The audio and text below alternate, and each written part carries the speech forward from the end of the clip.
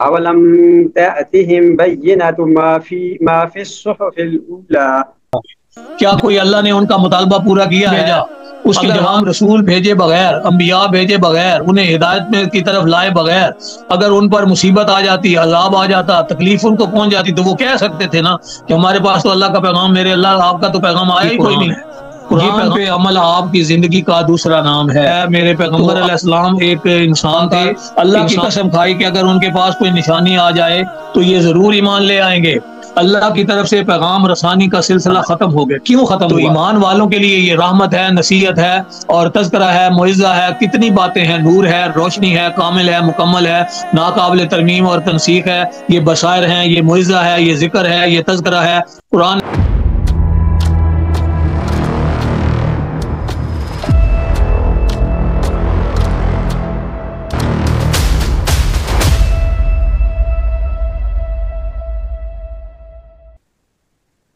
بسم اللہ الرحمن الرحیم۔ السلام علیکم، میں محمد یوسف ہوں۔ آپ مجھے اور نذر ایاز خان صاحب کو یوٹیوب چینل پر دیکھ رہے ہیں۔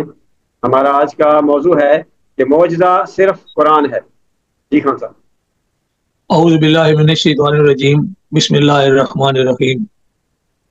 عزیزان من، اس کائنات میں انسان کو جو مقام و مرتبہ حاصل ہے اس کا اظہار کئی دفعہ کیا جا چکا یا بیان کیا جا چکا۔ انسان احسن تقویم میں پیدا ہوا، احسن الخالقین نے اسے پیدا کیا، اور جب اس کا حبوط ہوا یعنی زمین پر اس کو بسایا گیا، اسے وراثت ارضی کا تاج پہنایا گیا، اسے خلافت ارضی کے اعزاز سے نوازا گیا، تو کہا گیا کہ میری طرف سے میرے بندے یعنی میرے رسول ہدایت لے کر آئیں گے، تو جو کوئی بھی اس ہدایت پہ عمل کرے گا وہ خوف و حزن سے مامون رہے گا اور جنت کا حقدار ہوگا، اس دنیا میں بھی اور آخرت میں بھی۔ یہ سادہ سا خلاصہ ہے دین اسلام کا۔ یہ اسلام ابتدائی انسان سے شروع ہوا اور پیغمبر علیہ الصلوۃ والسلام پر یہ سلسلہ نبوت کا اختتام ہوا۔ اللہ کا دین مکمل ہو گیا ہے۔ الیوم اکملت لکم دینکم کا اعلان کر دیا گیا ہے کہ اللہ کا دین آج کے دن یعنی یہ آخری خطبے میں حضور اکرم صلی اللہ علیہ وسلم پر جو آیت آخری اتری ہے وہ یہی کہ ہے میرے پیغمبر ہم نے آپ پر آج کے دن دین اسلام کی تکمیل کر دی ہے۔ تو یہ جامع ترین اور مکمل ترین دستور حیات ہے، آخری اللہ کا کلام ہے، اور میرے پیغمبر حضور صلی اللہ علیہ وسلم آخری نبی ہیں۔ اب کسی شخص میں کوئی ایسی بات نہیں ہو سکتی کہ وہ کہے کہ میرے اوپر اللہ کی وحی نازل ہوتی ہے، میرے اوپر اللہ کا کلام نازل ہوتا ہے، اور وہ دوسروں کو اپنے اوپر ایمان لانے کی دعوت دے۔ اللہ کی طرف سے پیغام رسانی کا سلسلہ ختم ہو گیا۔ کیوں ختم ہوا؟ اس لیے کہ قرآن کریم یا اللہ کی جو دین ہے، اللہ کی جو کتاب ہے، اللہ کا جو دستور ہے وہ مکمل کر دیا گیا ہے، بالکل صدق کے ساتھ، عدل کے ساتھ۔ تمت بکلمات ربک صدقا وعدلا۔ اب اس کی موجودگی میں کسی اور کے ساتھ کوئی اور چیز منسلک نہیں کی جا سکتی۔ میرے پیغمبر آپ نے اسی کے مطابق ان کے فیصلے کرنے ہیں۔ قرآن لوگوں کے اختلافات مٹاتا ہے، پیغمبر علیہ الصلوۃ والسلام نے اس پر عمل کر کے دکھایا ہے۔ میرے پیغمبر کا اسوہ حسنہ ہمارے لیے مشعل راہ قرار دیا، ان کی سیرت اور سنت پہ عمل کرنا ہمارے لیے لازمی قرار دیا۔ اب انہوں نے کیا پیش کیا یہ بات سمجھنی ہے۔ انہوں نے قرآن کے مطابق عملی زندگی پیش کی اور قرآن پہ عمل کر کے دکھایا۔ ہمارے ہاں ہر بات میں معجزات تسلیم کر لیے جاتے ہیں۔ عزیزان من، سادہ سی بات ہے، یہ انسانوں کے لیے ہدایت ہے۔ اب پیغمبروں کا سلسلہ تو ختم ہو گیا۔ آج کے دور کے انسان کیا ہے، کس بات پہ ایمان لائیں؟ پچھلے دور کے لوگوں کے اوپر تو ما فوق الفطرت قسم کے اسباب کے ذریعے سے انہیں معجزات دکھائے گئے جو بیان کیے جاتے ہیں، تو کیا آنے والی انسانیت کو ان کے لیے ان کی ضرورت نہیں تھی؟ اور میرے پیغمبر کو اگر اتنی شاندار زبان رکھتے ہوئے بھی، اتنی باکمال شخصیت رکھتے ہوئے بھی اور اتنی اعلیٰ ترین کمال حوصلہ رکھتے ہوئے بھی تبلیغ کے لیے معجزات کی ضرورت تھی، تو کیا آج ہمیں دنیا تک اسلام پہنچانے کے لیے، دنیا میں اسلام کی تبلیغ کو عام کرنے کے لیے اور دنیا میں اللہ کا پیغام پہنچانے کے لیے ہمیں زیادہ ما فوق الفطرت اسباب نہیں درکار؟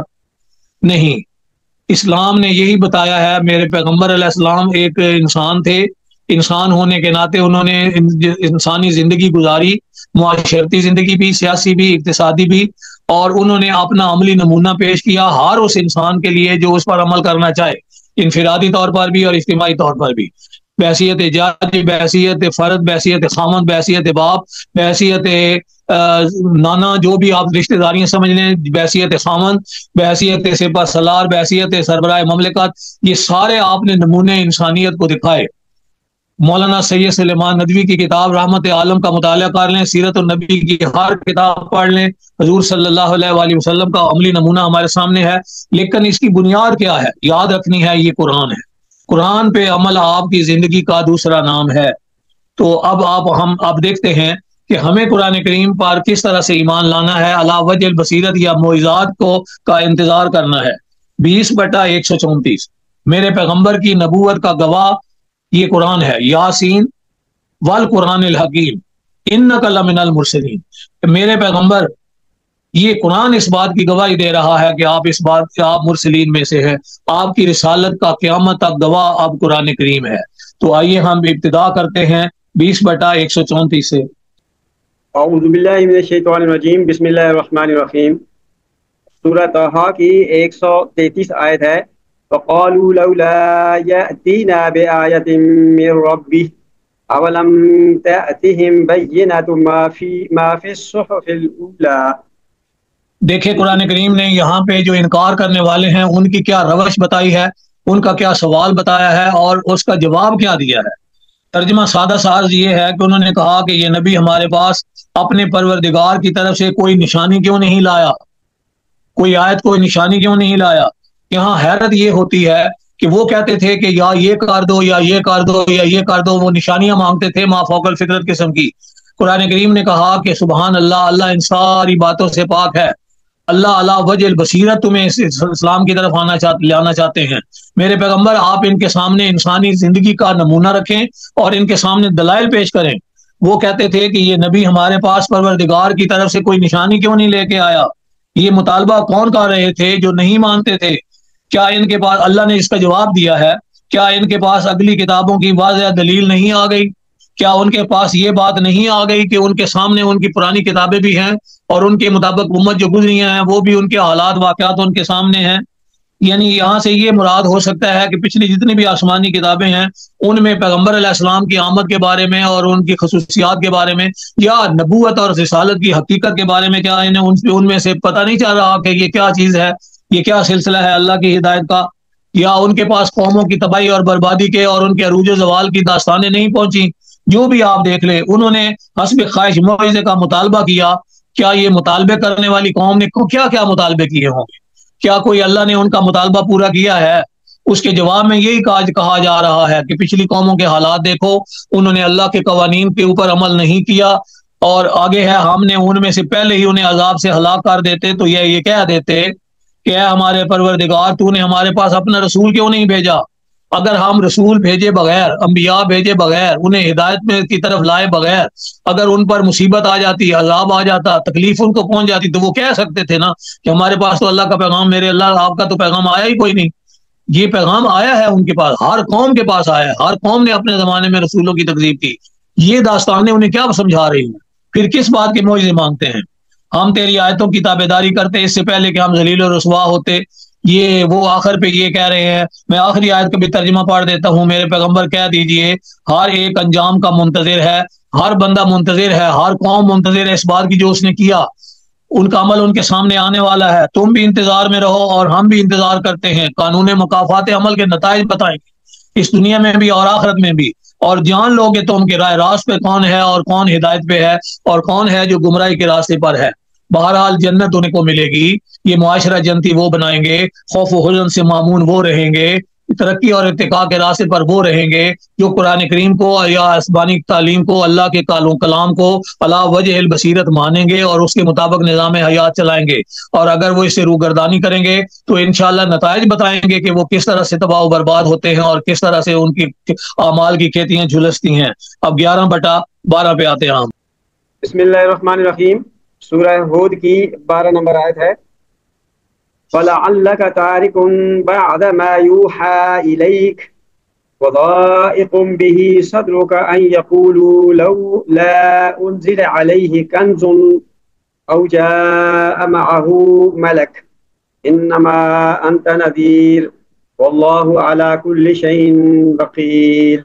کریمہ میں سورہ طٰہٰ کی اس آیت کریمہ میں 12 نمبر آیت، اس سے پہلے بھی آیات دیکھیں، قوموں کے عروج و زوال کے اسباب بتائے جا رہے ہیں اور سمجھایا جا رہا ہے کہ جن جن قوموں نے اللہ کے قوانین کی اتباع کی، اس کے قانون کے مطابق چلے، اپنے زمانے کے اپنے پیغمبروں کی پیروی کی، وہ تو کامیاب رہے، اور جنہوں نے اللہ کے پیغام کو جھٹلایا ان کا انجام غلط ہوا۔ بس اس بات میں دیکھیں کہ اس آیت کریمہ کا کیا ترجمہ ہے۔ بس شاید کہ آپ اس وحی کے کسی حصے کو چھوڑ دینے والے ہیں جو آپ کی طرف نازل کی جاتی ہے اور اس سے آپ کا دل تنگ ہے۔ تو یہ کیا بات سمجھائی جا رہی ہے؟ کیا نبی اکرم صلی اللہ علیہ وسلم کا دل تنگ تھا انہیں بات سمجھانے میں؟ معاذ اللہ۔ اور اس سے صرف ان کی اس بات پر کہ اس پر کوئی خزانہ کیوں نہیں اترا، یہ اصل میں ان لوگوں کی بحثیں ہیں جو لوگ انکار کر رہے ہیں اور وہ کہہ رہے ہیں کہ اس کے ساتھ کوئی فرشتہ ہی آتا تو ہم ان کی بات مان لیتے، سن لیتے۔ میرے پیغمبر، یہ آپ کو پریشان ہونے کی ضرورت نہیں۔ وہ جو کہتے ہیں کہ اس وحی کے حصے کو فلاں کو رہنے دیں، نیا قرآن کریم لے آئیں اور ہمیں یہ دکھائیں اور ہمیں فرشتہ آپ کے اوپر نازل ہونا چاہیے، کبھی کہتے ہیں کہ ہم دیکھ رہے ہیں، دیکھیں اپنی آنکھوں سے کہ اوپر سے ہمارے اوپر کتاب آ رہی ہو فرشتہ لے کے، اور پھر وہ کتاب ہم دیکھیں، پڑھیں، سمجھیں، اس کے مطابق ہم اس پر چلیں گے۔ تو میرے پیغمبر، کوئی فرشتہ ہی یہ جو مطالبہ کرتے ہیں آ جائے تو آپ صرف سمجھ لیں، ان کو بھی بتا دیں، اعلان کر دیں کہ آپ تو صرف ڈرانے والے ہیں، آپ نذیر ہیں، آپ انہیں بتانے والے ہیں کہ اللہ کے قانون کی خلاف ورزی کرو گے تو انجام اچھا نہیں ہوگا۔ ہر چیز کا دار و مدار، ہر چیز کا ذمہ دار اللہ کریم ہے۔ پھر آگے کہتے ہیں، کیا یہ کہتے ہیں کہ اس قرآن کو اس نے گھڑا ہے؟ یہ کفار کہتے تھے نا کہ یہ تو آپ خود گاڑ کے لے آتے ہیں، یہ اساطیر الاولین ہیں، پچھلے لوگوں کی کہانیاں ہیں جو ان کو سنائی جاتی ہیں اور ان سے فلاں فلاں بندے سے سنی، انہوں نے بہت ساری تاریخ میں تذکرے آئے ہیں۔ تو آگے کہا جا رہا ہے کہ اس کی مثل کوئی صورتیں بنا کے لے آؤ نا۔ کتنا سادہ سا جواب تھا کہ بجائے مخالفتیں کرنے کے، فصیح و بلیغ لوگ تھے، اہل زبان تھے، عربی سمجھتے تھے، جھگڑا ہی ختم ہو جاتا۔ جب قرآن کہہ رہا تھا مقابلے پہ کہ کوئی اس جیسا کلام بنا کے لے آؤ تو وہ کلام بنا کے لے آتے تو انہیں لڑائیاں کرنے کی، جھگڑے کرنے کی ضرورت ہی نہ ہوتی۔ تو جب قرآن کے ساتھ مقابلے سے عاجز آ گئے، ہر لحاظ سے، نہ اس کے قانون کی برابری کر سکے، نہ اس جیسی بلاغت لا سکے، نہ اس جیسا بہترین کلام لا سکے، تو پھر اس کے بات جھٹلانے میں کیا ان کو مسئلہ تھا؟ کیوں جھٹلا رہے ہیں یہ؟ چلیں مزید ہم دیکھتے ہیں 6/109 میں کہ وہاں یہ کیا کہہ رہے ہیں کفار لوگ۔ 6/109 جی، بسم اللہ الرحمن الرحیم، سورہ الانعام کی یہ 110 آیت ہے میرے پاس۔ وَأَقْسَمُوا بِاللَّهِ جَهْدَ أَيْمَانِهِمْ لَئِنْ جَاءَتْهُمْ آيَةٌ لَيُؤْمِنُنَّ بِهَا قُلْ إِنَّمَا الْآيَاتُ عِندَ اللَّهِ وَمَا يُشْعِرُكُمْ أَنَّهَا إِذَا جَاءَتْ لَا يُؤْمِنُونَ۔ قرآن کریم کی اس آیت کریمہ سے پہلے آپ پچھلی 2-4 آیتیں دیکھیں، 104 نمبر آیت سے بھی یہ بات چلی آ رہی ہے کہ میرے پیغمبر، تمہارے پاس تمہارے رب کی طرف سے حق بینی آ گئی، بصائر آ گئے، علم و بصیرت پر مبنی پروگرام پہنچ گیا، جو ہر شخص دیکھ لے گا جس کا اس میں فائدہ ہے، اور وہ اندھا رہے گا، اپنا نقصان خود کرے گا جو اس کو انکار کرے گا۔ یہ سارا تذکرہ پیچھے سے چلتا آ رہا ہے، اور پھر کہا کہ ہم نے دلائل دے کر مختلف طریقے سے بار بار تصریف آیات کے ذریعے سے ان کو سمجھایا ہے کہ یہ عقل سے کام لیں۔ پھر بتایا ہے میرے پیغمبر آپ اتباع کریں صرف اس چیز کا جو آپ کی طرف وحی کیا جا رہا ہے، ان لوگوں کی باتوں پہ نہ آئیں، اور ہاں حکمت کے ساتھ، دانائی کے ساتھ، ان کے خداؤں کو گالیاں دینے کی بجائے بد اخلاقی کے ساتھ نہیں، اخلاق کے ساتھ ان کو سمجھائیں۔ یہ دراصل ساری امت کو ہمیں ہدایات ہیں کہ آپ اس طریقے سے ان کو دین راز، دین حق کی طرف لانا ہے۔ اس آیت کریمہ کا مفہوم یہ ہے کہ ان لوگوں نے قسموں میں بڑا زور لگا کر، یعنی بڑی بڑی قسمیں کھا کر اللہ کی قسم کھائی کہ اگر ان کے پاس کوئی نشانی آ جائے تو یہ ضرور ایمان لے آئیں گے، اللہ ان کی طرف کوئی نشانی نازل کر دے، کوئی جناب نے جو ان کا مطالبہ ہے ما فوق الفطرت نشانیاں دیکھنے کا، کوئی بھی نشانی لے آئے تو وہ جناب یہ آپ دعویٰ کر رہے ہیں تو وہ ضرور ایمان لائیں گے۔ میرے پیغمبر آپ کہہ دیں کہ نشانیاں تو اللہ کے پاس ہیں، اللہ چاہے تو ایسا کر سکتا ہے، لیکن اللہ نے کہا ہے کہ میرے قانون نہیں بدلتے، نہ کوئی خود بدلتا ہے، نہ کوئی ان کو بدلنے والا ہے، نہ میں بدلتا ہوں۔ تو ناقابل ترمیم اور تنسیخ قانون ہے، قیامت تک کے لیے ہے، اسی کے مطابق چلنا ہے، اور کوئی نشانی نہیں ہے۔ میرے پیغمبر کی سیرت اور کردار سے بڑھ کر اور کوئی نشانی ہو سکتی ہے؟ اور تم کو اس کی کیا خبر کہ وہ نشانیاں جس وقت آ جائیں گی، یہ جب دلائل واضح ہونے کے بعد نتائج تمہارے سامنے آ جائیں گے تو یہ لوگ پھر بھی ایمان نہیں لائیں گے۔ انہوں نے تو طے کیا ہوا، آگے پھر بتایا ہے کہ اللہ کے قانون کے مطابق چونکہ انہوں نے گمراہی کا راستہ ذاتی مفادات کے لیے کیا، اس لیے یہ اسی طرح سے رہیں گے، ان کو تباہی اور بربادی کا شکار ہونا ہے اور یہ ہوتے رہیں گے۔ ہمیں ان کے کانوں پر بھی پردہ ہے، ان کی آنکھوں پر بھی پردہ ہے۔ ایک ہم اور آیت صرف ترجمہ کر لیتے ہیں، 29/50-51۔ جی بسم اللہ الرحمن الرحیم، سورہ العنکبوت کی 50-51 تلاوت کرتا ہوں۔ وَقَالُوا لَوْلَا أُنزِلَ عَلَيْهِ آيَاتٌ مِّن رَّبِّهِ قُلْ إِنَّمَا الْآيَاتُ عِندَ اللَّهِ وَإِنَّمَا أَنَا نَذِيرٌ مُّبِينٌ أَوَلَمْ يَكْفِهِمْ أَنَّا أَنزَلْنَا عَلَيْكَ الْكِتَابَ يُتْلَى عَلَيْهِمْ إِنَّ فِي ذَلِكَ لَرَحْمَةً وَذِكْرَىٰ لِقَوْمٍ يُؤْمِنُونَ۔ دیکھیں قرآن کریم نے کیا کہا ہے کہ اس سے پہلے آیت میں یہ کہا کہ یہ قرآن تو روشن آیات ہیں، یہ قرآن روشن آیتیں ہیں جو اہل علم کے سینوں میں محفوظ ہیں، صرف ان کے سینوں میں محفوظ نہیں ہے، یعنی اس پر عمل بھی کرتے ہیں۔ ہماری آیتوں کا منکر ظالموں کے سوا کوئی نہیں ہو سکتا، جو بھی اس کا انکار کرے وہ ظالم ہے۔ اور پھر اس پہ کہا، انہوں نے کہا کہ اس پر کچھ نشانیاں معجزات ان کے رب کی طرف سے کیوں نہیں اتارے گئے؟ اللہ تعالیٰ ان کے ساتھ معجزات اتارتا، فرشتے اترتے، وہ ہمیں ڈنڈے سے سمجھاتے، پہاڑ ان کے آگے پیچھے ہو جاتے۔ یہ ساری باتیں کی جا رہی ہیں۔ آپ کہہ دیں میرے پیغمبر کہ نشانیاں معجزات سارے یہ تو اللہ کے پاس ہیں، میں تو کھلم کھلا آگاہ کرنے والا ہوں، نذیر مبین ہوں۔ اس لیے کہ اگلی آیت نے فیصلہ کر دیا کہ اب معجزات نہیں ہوں گے، اب کیا چلے گا؟ دلائل چلیں گے، برہان چلیں گے، اللہ کے قوانین پہ عمل چلے گا۔ کس کے قوانین؟ کہاں ہیں وہ؟ کیا یہ کافی نہیں ہے کہ ہم نے میرے پیغمبر آپ پر کتاب نازل کر دی؟ اس سے بڑا اور کیا معجزہ مانگتے ہیں؟ یہ ادب کا، بلاغت کا اور بہترین نظام حیات کا ایک معجزہ ہے۔ اس سے بڑھ کر دنیا میں نہ کوئی نظام اچھا ہے، نہ کوئی ہو سکتا ہے، نہ ہوگا۔ قیامت تک اسی نظام نے چلنا ہے اور اسی قرآن کے اصولوں نے چلنا ہے۔ اور اللہ کریم آپ سے پوچھ رہے ہیں مسلمانوں سے آج بھی، کیا یہ کافی نہیں ہے کہ ہم نے آپ پر کتاب نازل کی جو ان پر پڑھی جاتی ہے؟ اس میں رحمت بھی ہے، نصیحت بھی ہے، اور ان لوگوں کے لیے ہے جنہوں نے ایمان لانا ہے۔ تو ایمان والوں کے لیے یہ رحمت ہے، نصیحت ہے اور تذکرہ ہے، معجزہ ہے، کتنی باتیں ہیں، نور ہے، روشنی ہے، کامل ہے، مکمل ہے، ناقابل ترمیم اور تنسیخ ہے، یہ بصائر ہیں، یہ معجزہ ہے، یہ ذکر ہے، یہ تذکرہ ہے۔ قرآن نے کتنی اپنی صفات بیان کی، اس ساری کتاب کے ہوتے ہوئے، اس معجزے کے ہوتے ہوئے اور کون سا معجزہ طلب کرتے ہیں؟ تو ثابت کیا ہوا؟ ان 3-4 آیتوں سے ثابت ہوا کہ اللہ کریم آپ کو اللہ وجہ البصیرت ادھر لانا چاہتے ہیں، اسلام کی طرف آپ اپنے اختیار اور ارادے سے آئیں، اپنی بھلائی سمجھ کے آئیں، اور یہ کافی ہے آپ کے لیے کہ آپ کی طرف کتاب عظیم نازل کر دی گئی۔ اب قیامت تک اسی نے کام دینا ہے، اسی کی حکمرانی ہوگی۔